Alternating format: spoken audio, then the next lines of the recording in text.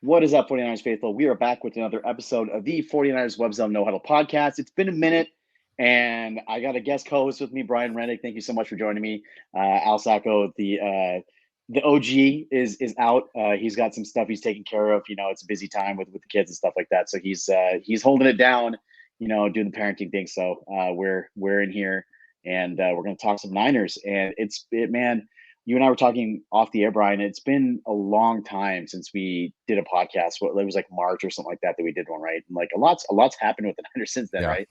Yeah, definitely. Yeah. And I think that there's a lot to get to today. There's a ton of stuff about Trey Lance that's out there that we want to kind of parse through. There's obviously the Devo Samuel situation with the contract still not sorted out. There's the draft. We can go over at a high level. We're not really into camp yet, so we don't really know what any of these guys are going to do or Right. necessarily what shot they have to get extended playing time.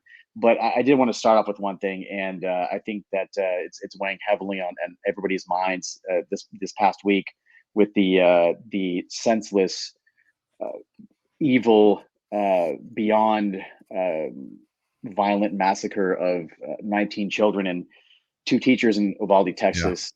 Um, I just, Brian, it's been a very difficult week for me being a parent of a young child, and then another one on the way, knowing that there are only certain things that we can do to protect our kids, and then after that, it's there's hopefully enough sense out there to be able to keep them safe, but that's a parent's worst nightmare, and it's been a bad week for a lot of us, and Yeah. I think that a lot of change needs to happen in this nation, and a lot of progress needs to be made in that particular area. But just hearing about that on Tuesday, it was just the most gut wrenching thing. And as the details come out over the course of the week, it's a very difficult pill to swallow. And my heart, goes out to the Yeah.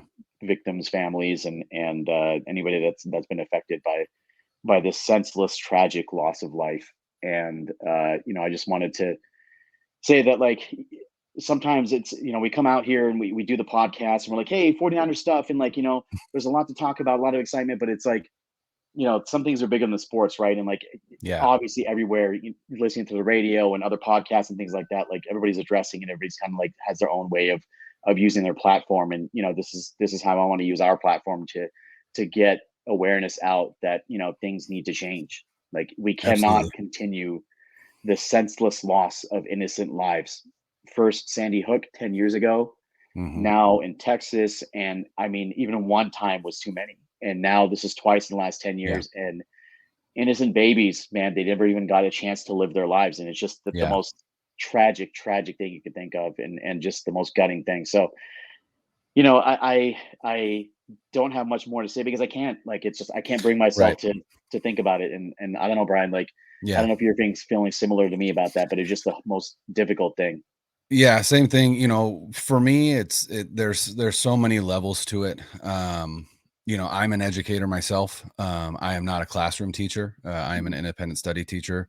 Mhm. But I am an educator myself. My podcast co-host is a principal, a site-based principal. And so just on that level, as educators, it hits deeper. And then having my own kiddos in third grade and in first grade, and just to even try and place myself in the shoes of those parents is something that honestly I can't even handle trying to put myself in those shoes. And so it's been a tough week. It's been a tough week to care about sports Mhm. when when you can't even fathom just how devastating this tragedy is. And yeah, like you said, as the week has gone on, more information has come out. Things have it almost feels like I've gotten angrier as the week has gone on. And so Right. again, I know sports is an escape for a lot of people, and so we're trying to do that here. But like I said, it has been hard to care about sports this week, but Mhm. we will do our best to cover some things 49ers related here, and continue to continue to hold that community and those families in our thoughts and in our hearts. Yeah, and very well said. And I couldn't say it better myself. It's just we're gonna try to kind of shift the focus away. I mean, I don't think you could ever really truly shift it, but we're gonna try to shift it back to the stuff that we were talking about before all this happened, right? Like Yeah. fighting about what Trey was doing in practice and what people would think about Trey, and it's just Yeah. so. Here's the thing for me. And look, we know that Jimmy Garoppolo is going to be traded, right? We know that he's basically not going to be on the roster come the start of the season, right? The Niners drafted Brock Purdy. We'll get in the draft in a little bit. Drafted Brock Purdy to be the third quarterback on the team. Re-signed Nate Sudfeld and gave him a pretty decent deal for a backup quarterback, right? Like $2 million you wouldn't guaranteed. Yeah. exactly you wouldn't give your third quarterback, like your practice squad quarterback, that deal. So I think that right now it's just really on Jimmy's health and when he gets better for when they can trade him. Like he has not been in contact with the team. We hope he's traded, right? We hope, yeah, we hope we can get something. We're confident he's not going to be on the team, but we hope that it's a trade and not a release, because then you get nothing.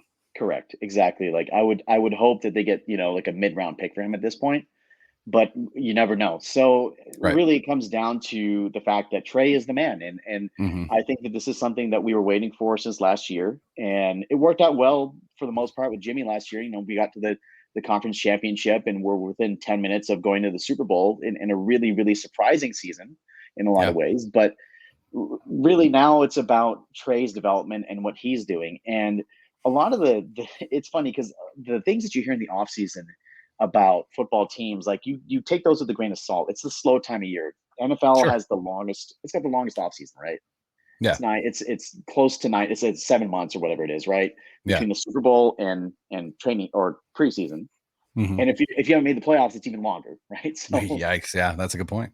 right. So I think that with all this time and time to ponder and all this stuff, you hear all this like literally just crap about Trey Lance and how he's not a leader and he's not the real deal. Like Emmanuel Acho put out like something this today that was saying, "Oh, well, I don't believe that he's the real deal." And like word about it is that he's one play Trey and this and that. Look, he's 22 years old and he's Yeah. started 2 games in the last 2.5 years. Mm-hmm. And he had 17 starts in college, and he is very much a work in progress. Sure. Is he going to be a Pro Bowler right off the start? Probably not. We could, but the thing is that doesn't matter because it's not about year one. It's Right. about year 2, 3, 4, 5, 6, 7, 8, 9, 10. Right. Like, hopefully he'll be here for the next decade. Yeah. And this is just the tip of the iceberg. So I don't know, Brian, like, what do you think about all this stuff that people are saying about Trey and like the rumors that like, oh, the Niners were at one point they were saying they were underwhelmed about what he was doing. Continually underwhelmed is the quote. Yeah. Yeah. So I mean, what do you think about that? I was gonna say, so I actually on the Webzone put out an article. So again, I'm the editor on the site, but I do put out some content every once in a while, trying to do more. But I put out an article about the title of the article was "Why So Negative?" A look at the narrative surrounding Trey Lance, and honestly, to me, it really genuinely feels like the 49ers did something that was, I don't want to say unheard of, but very uncommon in the NFL. And what they did was they put together a Super Bowl caliber roster, and then they traded a bunch of draft capital to move up into the top 5, top 3 actually, to draft a quarterback when they had a quarterback already on their roster who had taken them to a Super Bowl in the 2019 season and had just taken them to the NFC Championship game in 2021. Now, granted, that was after they drafted Trey Lance, but they already had a quarterback on the roster that they were winning with at a pretty impressive clip when he was healthy and on the field. And I think that was the key that I think people glossed over the fact that, in my opinion, the reason that they decided to move on from Jimmy Garoppolo was because they couldn't count on him to stay healthy for a full season, because he's only done it once since being a San Francisco 49er. Quite literally, still only once, because he still missed 2 games in 2021. So they did something that, like I said, is almost unheard of unless you look at what the Kansas City Chiefs did, right? The Kansas City Chiefs were in a very similar position. They had a quarterback who was you could argue top half of the league in terms of if you were ranking quarterbacks, right? Mm-hmm. But a quarterback that wasn't getting them over the hump, and that hump being winning in the playoffs and getting to the Super Bowl. And so with Alex Smith still on the roster, the Chiefs traded up, right? But what they did is they traded up to the middle of the first round, right. or really kind of the end of the, because I think it was 11, if I'm not mistaken. I could be wrong there. So it was a little bit lower, right? They gave up less and they got Patrick Mahomes. Well, the 49ers did the same thing. And I just think people lost their mind because they went up to 3, right? Right. And they traded a bunch to get up there. And I genuinely believe that once they decided to make that move, right, which is a move that I think they made because Deshaun Watson's legal troubles surfaced, I think genuinely, I genuinely believe that the package that they sent to the Dolphins was the package that they had already put together to send to the Texans for Deshaun Watson prior to those allegations coming out. And then they missed out on Matthew Stafford. And so those two things happening, they said, all right, let's pivot to the draft. This is a draft that is quarterback rich. And they looked at the 2022 draft and went, that's a draft that's bereft of talent at the quarterback position. Yeah. We got to make our move now. They did. They drafted a kid that they believed in, but knew needed to sit, right? Needed to, I don't want to say mature because he's a very mature kid, but he needed a year to get his feet under him in the NFL. And so pundits thought, all right, they moved up to 3 for Mac Jones so that they could replace Jimmy Garoppolo right away, when it was, no, we'll keep Jimmy Garoppolo for another season. We'll let him be our quarterback. We're going to let this kid sit. And for whatever reason, analysts can't fathom that if you pick a quarterback in the top 3, that you're going to sit him for a year. Nobody does that, right? Well, nobody does that because the teams that draft quarterbacks in the top 5 suck, right? Yeah. They're awful teams. That's why they're in the top 5. The 49ers, again, traded up to 3, but even at the position they were, which was 12, they were there because their quarterback was injured the previous season and they had a losing record. Didn't mean that their talent was low, that their roster was bereft of talent. It meant that, again, they were victims of their quarterback getting injured. And so I honestly think it's just again, people trying to get content, knowing that 49er fans will engage. That's a key right there. And then not understanding that this was the plan, or at least not accepting that this was the plan, because it goes against what they think is normal. Yeah, I think that's a good point, that the idea of a quarterback sitting nowadays, I mean, back in the late 90s, early 2000s, that's kind of how it was, right? You would draft a quarterback, they would sit. Yeah. The Niners famously obviously did that with Steve Young when they made the trade for him from Tampa Bay. He sat, and they wanted him to learn behind Joe Montana. Same thing with, when they were looking to replace Young, like they brought in Jim Druckenmiller, who was a fantastic fail, but he was sitting, right? But hey, he could pull a vehicle, right? Remember that? He could pull a vehicle. He was strong. He was strong. He was a country strong, right? So yeah. He was but it's not unheard of for teams to do this. But I think that what it is that nowadays people want everything like instant. They want instant results. They want a guy who can come in and instantly just set the world on fire. And people forget that Patrick Mahomes, again, sat a full year, played the last game of that first season when he was a rookie, and then he did all right. He was okay, and it was off to the races the next year. And I think that the funny thing is that if you follow the money in Vegas, the odds of Trey Lance becoming MVP, or people betting on him becoming MVP, like there's a ton of money coming in. There's a lot of money coming out of that. And it's funny because more than one person has said that, like, I think that Trey Lance is going to be a star in this league, and people are just going to wait. And I really feel like when you were talking about the draft, I really feel like it may or may not have been Mac Jones. Like that's the famous debate that people like had when during the draft, and some people like to still have it. But I feel like they wanted to jump the Bears because the Bears were probably going to take Trey Lance. They were going to take one of Trey Lance or Justin Fields, right? Whichever one fell to them. And I feel like the Bears probably favored Trey Lance. And do you mean the Falcons or the Bears? Because the Bears traded up. They had a lower pick. The Bears traded up to get Fields. Yeah. I'm sorry, the Falcons. Yeah. Sorry. I forgot the Falcons front number 4. Yeah. So they ended up getting Kyle Pitts. And I feel like the Falcons favored Trey Lance. and they wanted Trey. The Niners jumped them to get Trey. They ended up getting Kyle Pitts, and I think it worked out well for both teams. But Sure. that being said, like a lot of the stuff about him is premature because you don't know what he is yet. We don't know if he's going to be an MVP or a superstar. We don't know if he's going to be a bust. We don't I think both things are possible, but if you look at and I'm not saying he's going to be a bust at all. I'm just saying within the spectrum of possibility, it's one of the outcomes, right? And that's Absolutely. the same for any player. Yeah. But if you look at the situation that he's been put in, out of all the rookie quarterbacks, it's the best situation by far. And yeah, by far, it's not even close.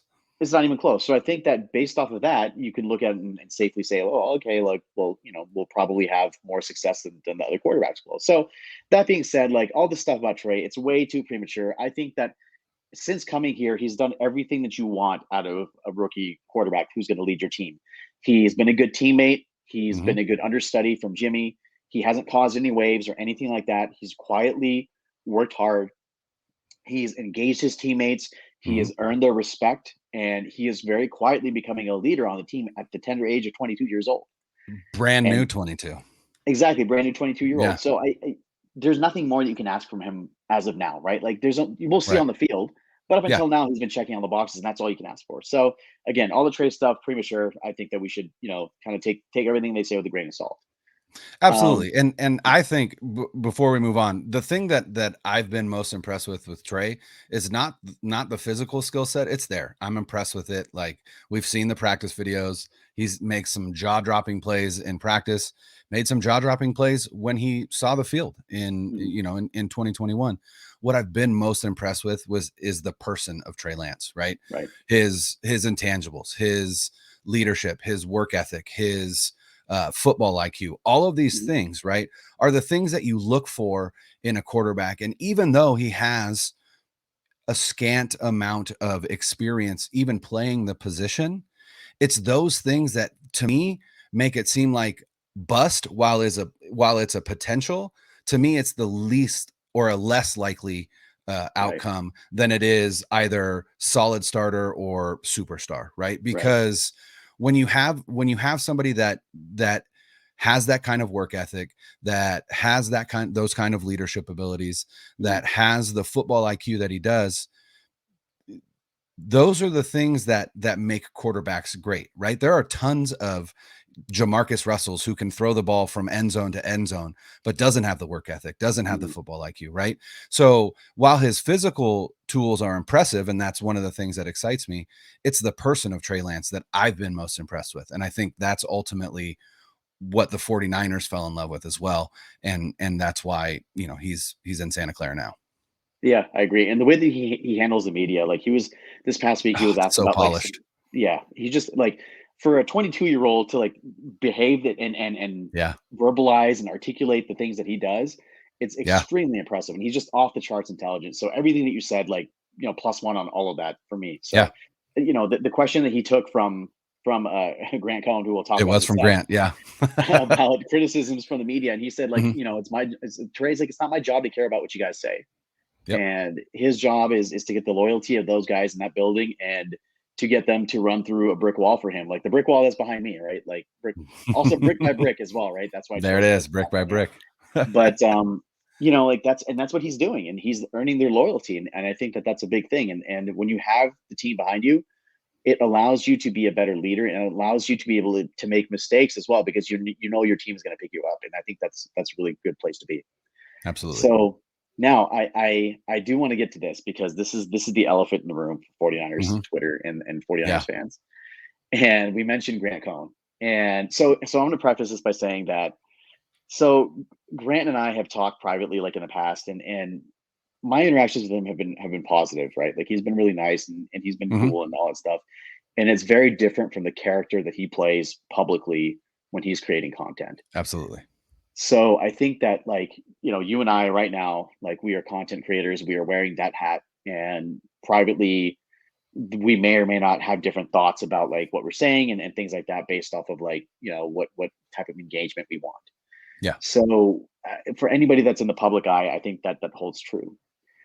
Now, that being said, there is a way to conduct yourself and conduct your business in a manner that is that will be received by the people that you affect and that you report about and that you cover in a positive way. And we all know that Grant has a shtick, and he sticks to Yes. that because that's what gets him the engagement that he wants, and that's what's Yes. helped him grow, his following and viewership. Now, I think there's a limit to everything when it comes to both praising, a team, right? Because like you can't just be like a homer and praise them all the time, Right. and being negative about a team. I feel like just being down the middle is the best way to go. Like being moderate about it is the best way to go and measured. And I feel like Grant, in my opinion, has gotten too much on to the side of criticism to the point where it's like almost like mockery of the team and the Specific players players. and specific players exactly, Yeah. and they've taken notice. Mm-hmm. So if you have been living under a rock for the past little while, so I'm going to say this.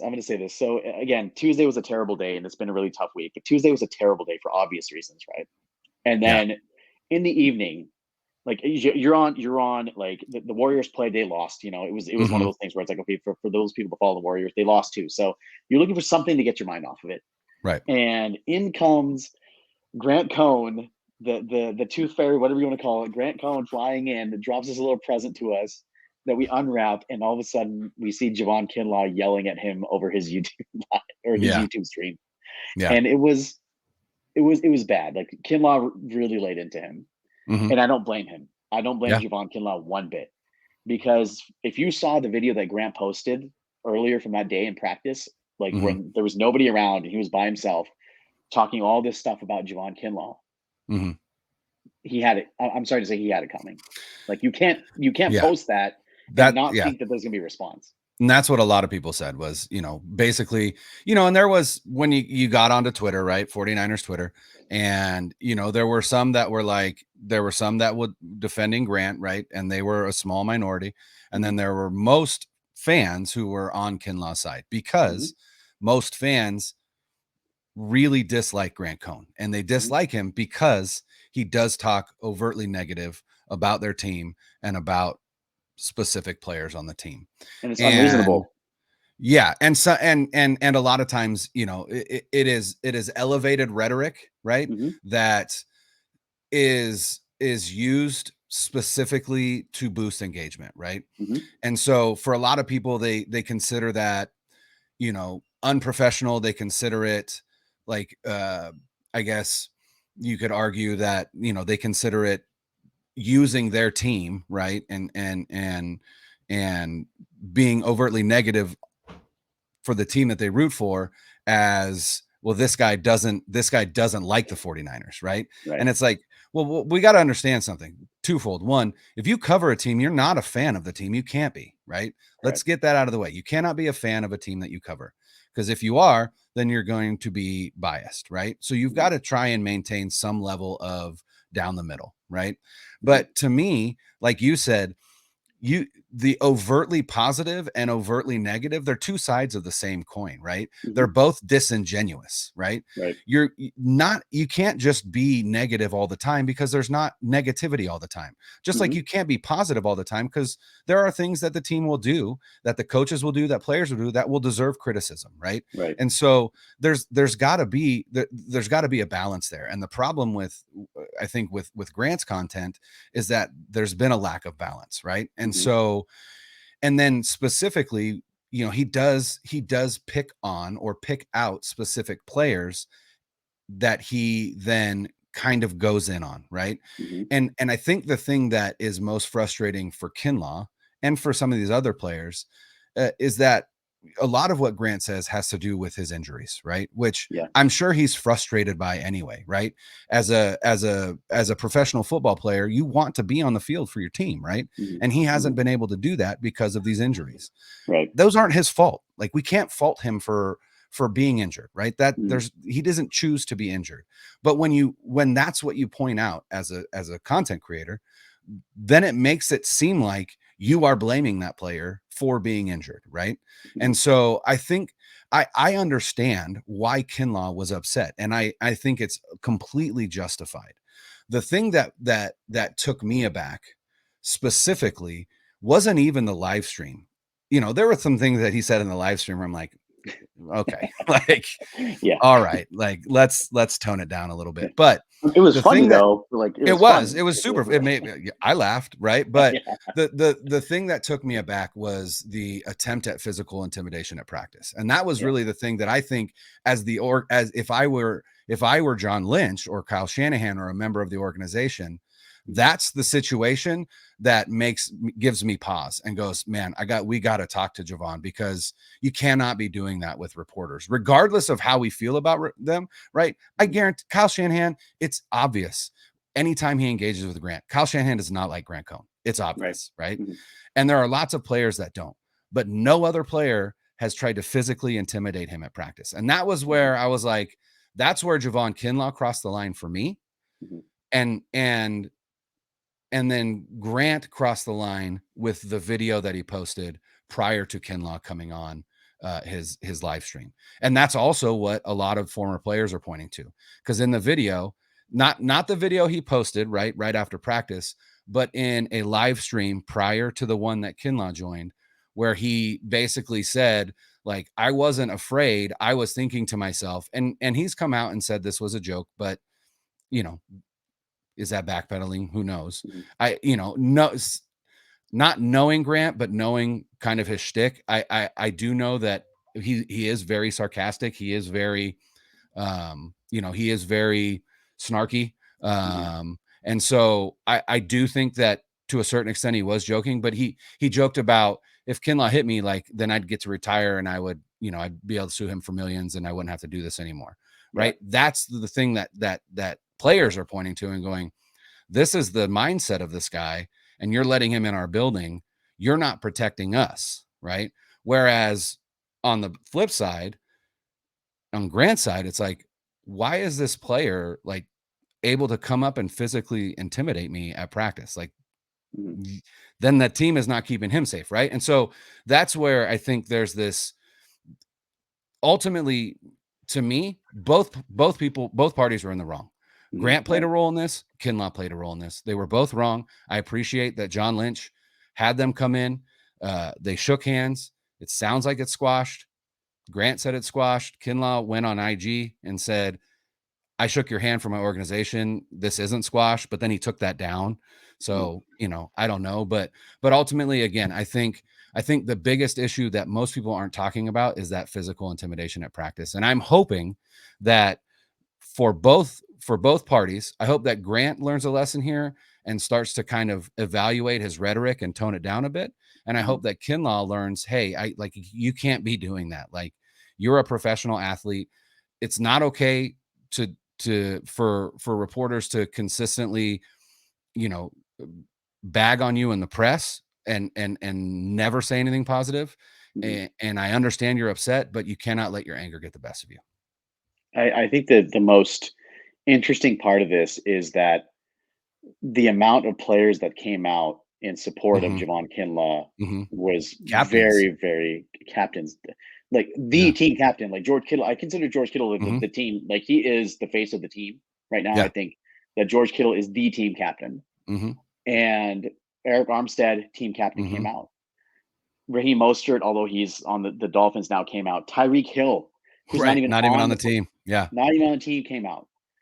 George Kittle's wife came out. And it's clearly like it's Daniel Brunskill. Daniel Brunskill came out and said something. Like, Brunskill came out. That I feel like that should say something. Yeah, exactly. Brunskill came out. Tabor Pepper, the long snapper, came out and said something. Dante Pettis came out and said something, because Grant had a lot of bad stuff to say about Pettis. And I think that the point that Pettis made was like, look, you say that we're athletes and that we have to deal with this and that this comes with the territory, but he's like, we're human beings too. And I think that it's not about like them being soft or whatever it is. It's about like, there's a limit to everything, right? And just because these guys are athletes and they're obligated to talk to the media doesn't mean that the media can take advantage of that privilege. 100%. And that's what it is. It is a privilege to be in an NFL locker room. And you and I talk to, we talk to David all the time about like, getting field passes and press passes and all this stuff, right? Like we do this every season before the year. And it is exceeding, for those of you that don't know, it is exceedingly difficult to get a press pass or locker room access or access to even a practice Yep. and on an NFL team. It is so hard. And it takes so much to be able to get that. And the fact that, like, Grant, he has that access, it's a privilege. Pat Mhm. McAfee, who I love, by the way. Pat Mhm. McAfee is Mhm. fantastic. You should definitely, if you don't listen to his podcast, watch the show, you definitely do that. He's Yeah. fantastic. He got wind of this, Yeah. and, which is crazy to me because it's like, Yeah. this is like a local beat It writer. went national. It went national, and the Yeah, national writers, TMZ like got it. Yeah. TMZ got it, Florio got it. He was talking about it, Yeah. so everybody's talking about this, and I think that that's not a good look for Grant because now, No. being a reporter, and again, like there's context involved. Like you said, Kinlaw also had a hand in this too. But Mhm. what people are seeing is they're seeing basically a reporter abusing his Yes. privileges. Correct. And I In their think that, eyes, yeah. like, exactly. And I think that when it comes down to what you can and can't say to a player, like everybody has their own shtick. Like Grant's dad, Lowell Cohn, Mhm. famously, he used to get into it all the time with Yeah. all of the Bay Area franchises, right? With Mhm. players and managers for all of the teams. And Mhm. that was his shtick. And I think that Grant has seen that and he's like, all right, that works. I'm gonna do the same thing. Kawakami is very similar where he has the same sort of idea. Yeah. Skip Bayless, when he was here in the 90s covering the Niners, he was the same way. And I Mhm. think that they see that and they're like, well, this is going to drive engagement, so they want to try it. But I think that, like, again, for me, I don't particularly care for that type of journalism. Like I Right. just scroll right past. I don't care about that stuff. But Mhm. it resonates with some people, and to each their own. And that's why this is a free country with free speech, and people they use that. Now, Yeah. regardless, I do want to close by saying this until we can move on to other stuff, but we have a responsibility as content creators to bring our consumers of our content responsible, balanced sort of journalism and takes, right? Absolutely. And that's something that I know Al and I have talked about it as well, right? Like we will tell the truth and we will try our best to maintain the middle line, right? And obviously we have personal feelings and things like that that sometimes may or may not leak into our content, but for the most part, we try to stay away from it. And I think that that's something that Grant lost focus of, and I hope, like you said, he can refocus and push out great content. Because there was a period of time when he started building his team where, like, the content was better, but now Mhm. he's kind of back to his low shtick. So I hope he learns, and I Yeah. hope Kinlaw learns as well. Yeah, I mean, we live in a media environment that is driven by engagement, and for whatever reason, negativity tends to drive more engagement than positivity. And so I think that harkens back to what we talked about earlier with Trey Lance. Like, why has there been so Mhm. much negativity around Trey Lance? Well, that's what drives content. So my hope is that while I don't think that Grant will change in the terms of, being a little bit more edgy in with his Mhm. content, being a little bit more contrarian than other beat writers, right? Um, I think my hope is that he stops that that habit of zeroing in and targeting specific players. I think that Right. is the thing that players have realized, and I think that's again what Kinlaw was specifically talking about. Because even on that live stream, Kinlaw's like, essentially, I'm not speaking just for me. Like I'm speaking Yeah. for everybody.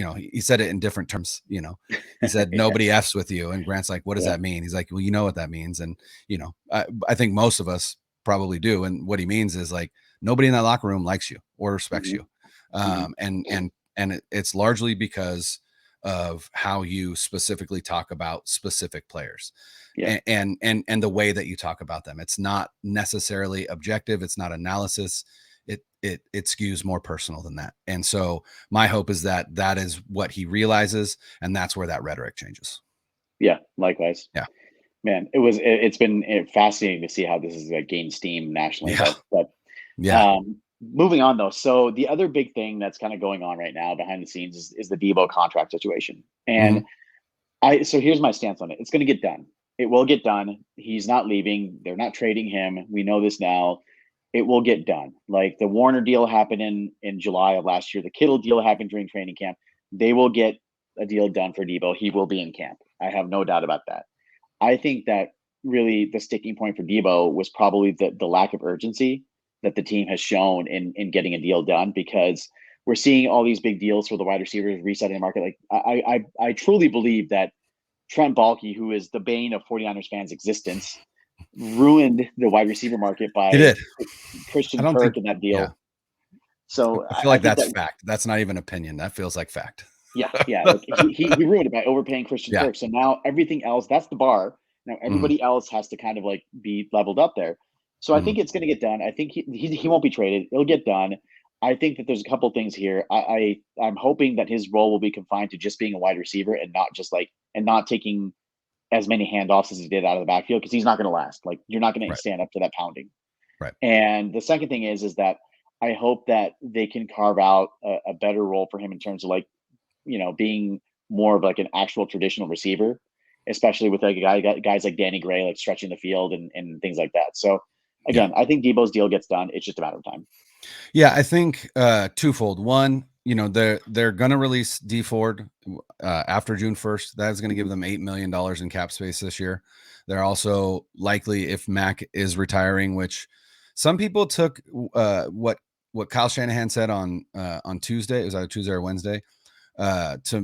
Where Shanahan said, I don't. I basically, I think someone asked him if he had a good idea of what Mac was going to do, and he's like, "I have a good idea.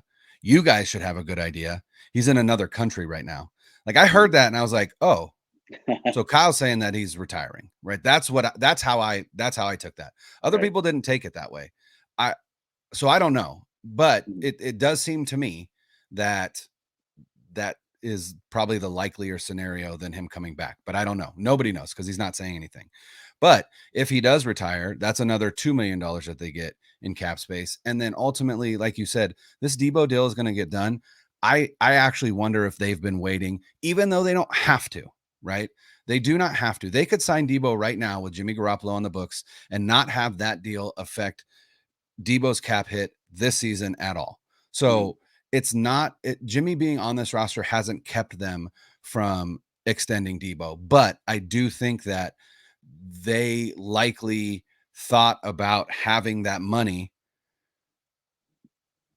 early in the offseason to then Yeah. use for Debo specifically. And so I also think it could be that deal gets done when Garoppolo gets traded because Debo's not going to sit out minicamp, which comes in mid-June, and Mhm. he's not going to sit out training camp. He's going to sit in likely, right? But he's Mhm. not going to sit out because the new CBA really heavily penalizes players for doing that.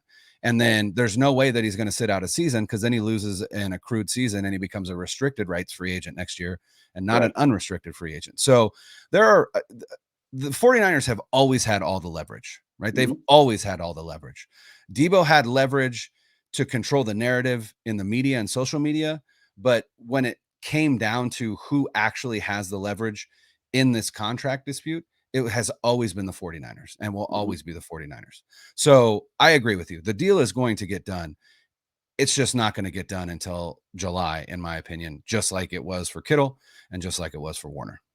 Yeah, and there's a way the Niners operate typically with their star players, and I would expect like with Bosa when he's up, it'll be the same thing, right? Where it'll seem like they're dragging their heels, but really it's more so like being able to get it done during camp and being able to understand that we don't know what the inner workings are in the front office and how Right. Parag structures these deals out, right? There's a reason why he waits, right? And whether it's like being able to potentially pick up more players and you need to be able to have more cap space available to do that later on into camp and when you get into the off season, or whether it's something like you said with Mac and Jimmy and D Ford, where you've got a bunch of money potentially coming off the books and they want to be able to do that in addition to maybe like making Right. some post June 1st cut of a well-known name or a role player that can come in and play. So there's a lot of possibilities. I think that like again, the NFL offseason and plus the way that Debo's representation had him handle this, I think that that was questionable. And I don't necessarily like the idea of going like social media with your grievances and things like that because it's like you said, the Niners have had all the cards all along. And they will continue to do that because even after this year, if there is no deal after this year, they can still franchise tag him. Sure. So For two and they more can do years. Yeah. exactly for 2 more years, Yeah. and he is going to actually get less money under the tag than he would have gotten if he Right. signed a deal. So I think that really cooler heads will prevail. He'll be in. There's no better situation for Debo than here. So Agreed. so that's kind of where I am. Yeah. So wanted to talk about the draft. But I think we're up against it a little bit, so we can save that conversation for next week. But any kind of closing sort of thoughts from you, man, on how things have gone? Yeah, I think, I actually really liked the draft. I actually think I may have liked their undrafted free agent class a little bit better than their draft class, just because Same. there are Yeah. some intriguing names in there, specifically Jason Poe from Mercer, the guard, center, fullback, which I'm so excited to see how Kyle Shanahan deploys him. I'm not sure that he'll make the 53 man this season, but I do think that they have some pretty special things in mind for him. And then also Donovan West, who I think will be the heir apparent to, well, him and one of the other guys they drafted, Nick Zakel, out of Fordham. I think those are the two guys that will compete to be the heir apparent to Mac if he comes back. I guess you can't call him an heir apparent if he retires, but I'm intrigued by those two. And then just the cornerback depth that this team has created this offseason. It's been almost maddening how little they've invested in the secondary since Shanahan and Lynch have come on. And part of that is we know that their philosophy on defense is you build from the front to the back, and they invest the majority of the resources on the defensive line, and it has paid dividends. You can't argue against that. But now they have all of those resources on the line, but they also now have resources in the secondary. And I'm very excited about Charvarius Ward. I think he comes in and becomes a solid number one cornerback. You've got Ambry Thomas, who made leaps and bounds at the end of last year. You've got Verrett coming back. I would be over the moon excited if, he comes back. I personally think that he's going to start the year on PUP, maybe aim for coming back after the bye. But Emmanuel Mosley is criminally underrated. Jimmy Ward is one of the better safeties in the league, unless you are obsessed with turnovers, which I think is a poor metric to to really judge a safety on, or at least not the only metric that you should be using. And so, and then they drafted Tariq Castro-Fields, they drafted Samuel Womack. I'm very excited about both those guys. I think Womack they have earmarked for the slot. He is quite literally a physical clone of K'Wan Williams in terms of height, weight.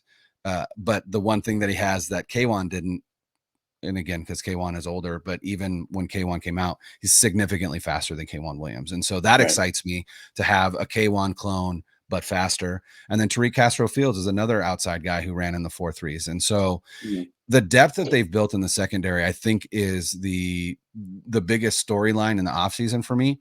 And if those pieces come together, I think this defense could actually be better than it was last season. And if Verrett can come back and play at the level that he did in 2020, now you actually have, to me, a top 3 defense and a top 5 secondary, where you've got Ward and Verrett on the outside, and you could slide Mosley into the slot, and all of a sudden you've got an incredible trio of cornerbacks on the field. So the secondary depth, I think, is the biggest one. And then also the investment they made in special teams. I think the special teams is going to be better, including a new special teams coordinator. And so to me, the holes that this team had last season, which were special teams, secondary, and then you could argue quarterback play, right? They have addressed those this offseason. And whether or not you think they addressed quarterback with Trey Lance, I think they did. I think Trey Lance's floor is Jimmy Garoppolo's performance last season in this offense. I think that's his floor. And I think these first 9 weeks, right? The first 8 weeks before the bye, I think Trey is going to play well. I don't think he's going to be, a superstar, but I think after that bye, as again, he continues to get his feet under him, I think we're going to see a completely different offense after that week 9 bye. But to me, this team is better than they were last season. I know that there are question marks at left guard, and obviously if Mac doesn't come back, there are question marks at center. Personally, if I were John Lynch and Mac retired, I would be, the minute I hung up with Mac, I'd be on the phone with JC Treader to bring him in. He's still a free agent. He has a ton of experience in the wide zone scheme, played a lot under Kevin Stefanski in Cleveland. So I think he could be a plug and play. Give Mac the money you're going to pay Mac, just give it to JC Treader and call it good. And then again, develop those younger guys, and then maybe those guys take over after next season. But I think this team is better, and I'm pretty excited about this season. Yeah, yeah, and again, like I think that we'll probably get more in depth in the draft next week when Al's back. But to your point, one guy that you did mention, Leon O'Neal, Mm-hmm. and that's Another one of those undrafted free agents. Yep, that's the one I'm looking at, right? Like he's the guy that I think that can really make an impact because safety is a position of need, and he went undrafted. He's got a lot of raw talent. It's just number one, that 40 time, and number two, like his coverage skills. Like people talk about being able to cover guys, and he's still a work in progress there. But we talk about speed. He was PFF's second graded safety in the SEC last season. I feel like that says something. That's not that's not the that's not the Big Ten. That's not the Pac-12. We're talking about the SEC. And for him to be the second graded safety in the SEC, I think that is his play on the field got overlooked exactly because of what you said, that 4.7 40 time. Yep. And I think that again, like they may have found something there. I feel like they may have found something with Leon O'Neal, but he's one of the guys. Drake Jackson, another guy like playing opposite Bosa. Yeah. That's another guy, just ridiculous get off and first step. And the guy's an offense. Ty Davis Price, right? Like a big bruising back, which is great because that's what they imagine Trey Sermon to be. Again, like if Sermon pans out, like you've got a really deep backfield with Mitchell, Sermon, Davis Price, and also Jeff Wilson Jr. If he can stay healthy. So again, like you add that plus the speed, the speed element with Gray, and he's your number 4 receiver now. He can stretch the field, so hopefully stuff opens up underneath, and he's a guy that can go and get Trey's passes. Right? We know Trey can throw down the field, so you have somebody that can actually go and get it now. So a lot of exciting stuff, a lot of stuff to talk about going forward, and I think that they may not be like in the conference championship this year. I think that we should temper our expectations, but sure. I think that what I want this year is growth from Trey. So, I'll close with that. And any final thoughts from you? No, like I said, I'm excited. Again, I'm not going to have any expectations in terms of where they're going to finish this season. I'm not going to predict playoffs. I'm not going to predict conference championship, Super Bowl, whatever. I don't think you can automatically write them off as Super Bowl contenders just because Trey Lance is stepping in at quarterback. That's how talented and deep this roster is. It is a Super Bowl roster. And again, if Trey can just simply keep his head above water and run this offense, not even to the best of his ability, but just run this offense at the same level that Jimmy Garoppolo did, which, Jimmy was great on third down. Jimmy was great on those passes over the middle, if a linebacker wasn't there. But,